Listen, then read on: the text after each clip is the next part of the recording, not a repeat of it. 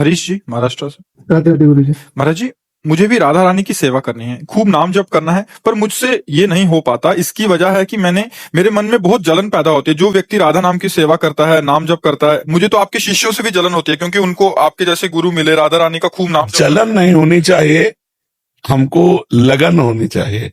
जैसे कोई भजनानंदी संत हो तो हम देखेंगे तो हम क्या करेंगे, उसकी चरण रज लेंगे, उसके चरणों की रज लेकर के मनाएंगे कि काश इसके जैसा भजन हमारे भी हृदय में होता।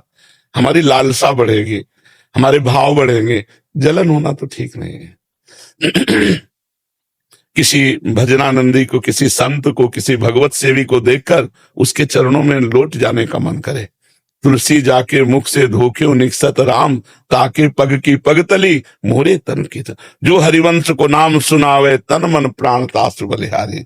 जो हरिवंश उपासक सेवे, सदा सेवं ताके चरण विचारी। ये तो गलत भाव बच्चा नहीं होना चाहिए। इसको मिटाओ और नाम जप करो। और नाम जप करने से जो हृदय में जलन होती है वो पाप का नाश करती है। उसी हृदय को निर्मल करके नाम जप भगवदानंद से भर देता है। इसलिए विश्वास करके नाम जप करो और जितने नाम जापक जन है उनके चरणों में प्रणाम करो। ईर्ष्या करने की तो जरूरत ही नहीं है। नहीं, ये जलन वाली बात तो बिल्कुल ठीक नहीं। ये तो संसार में होता है। भक्ति में तो ऐसा, भक्ति में तो जो हमारे प्रभु को भजे वो हमारे प्रभु से भी बढ़कर प्यारे हैं। सातों समोहिमय जग देखा, मोते अधिक संत कर लेखा।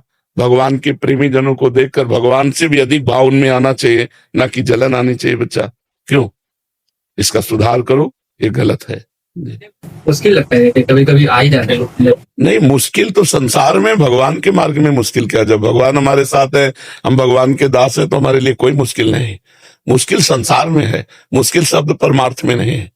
परमार्थ में सब सहज। जब अनंत कोटि ब्रह्मांडों के अधिष्ठाता सर्वलोक महेश्वर महाबली प्रभु श्री हरि है, तो फिर मुश्किल हमारे लिए कुछ नहीं है। हम भगवान के नाम के आश्रित हैं, भगवान नाम के अधीन है। अब हमारे लिए क्या मुश्किल है। हर बात सुलभ हो जाएगी। पहले खूब नाम जप करें, भगवान से प्रार्थना करें, तो फिर ये बात नहीं आएगी कि ईर्ष्या हो या जलन हो किसी से। गणपत जी, राधे राधे। राधे राधे। महाराज जी, हर मनुष्य जन्म लेता है तो उसका मृत्यु काल भी भगवान निश्चित करते हैं। तो गुरुजी, वो अपने जन्म से मृत्यु तक जो भी कर्म करता है, तो उसका जिम्मेदार वो खुद है, या भगवान उसको जो आदतें स्वभाव के साथ भेजते हैं उसके हिसाब से कर्म करते हैं? पूर्व जन्म के स्वभाव के कारण उसकी आदतें होती हैं, उसी की गलती के कारण उसका स्वभाव बनता है। भगवान ने तो जब छोड़ा तो एकदम निर्मल करके छोड़ा।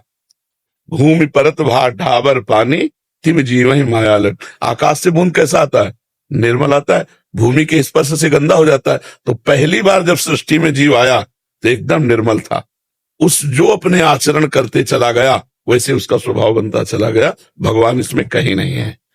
पूरी छूट है तुम्हें, चाहे पाप ही पाप करके नरक चले जाओ, और चाहे भजन करके भगवान को प्राप्त हो जाओ, चाहे अच्छे पुण्य करके देवलोक चले जाओ। जो चाहो वो कर सकते हो। इतनी छूट भगवान ने दे दी। सब सामग्री है आपके पास, सब सामग्री भगवान की प्राप्त करने की, दुर्गति की, सब सामग्री है आपके पास। अब आपको पता भी है क्या बुरा क्या अच्छा है, ये भी पता है परिणाम इसका अच्छा है या बुरा है। अब आप कर लीजिए। तो हम जो अच्छी जानकारी का प्रयोग नहीं कर पा रहे हैं, बुरी जानकारियों का हमें पूरा अनुभव है कि इससे दुख मिला, अमुक को मिला, अमुक को मिला, पर हम छोड़ नहीं पा रहे। और अच्छी जानकारी को हम प्रयोग नहीं कर पा रहे, उसमें हमें भजन की आवश्यकता है।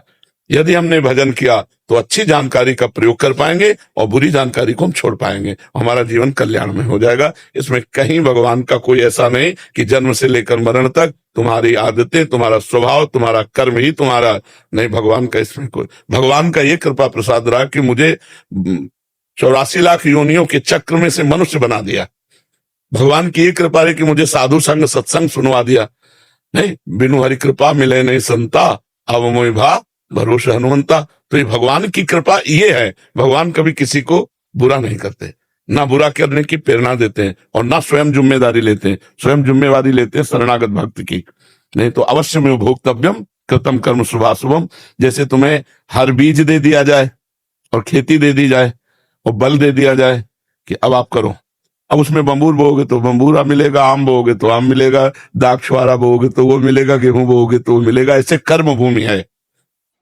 अच्छे कर्म भी आप कर सकते हो, बुरे कर्म भी कर सकते हो। भगवान ने योग्यता दे दी, अब आप कर्म करो। जो कर्म करोगे उसका आपको फल मिलेगा। भगवान केवल फल दाता है आपके कर्म के अनुसार, और भगवान कभी कभी अहेतुकी कृपा करके लाभ दिला देते हैं। जैसे मन में आया चलो कुंभ चलते हैं, मन में आया चलो संत के पास चलते, मन में आया चलो वृंदावन चलते। ये भगवान की कृपा से हुआ, हमारे पुण्यों से नहीं, ये भगवान की कृपा है।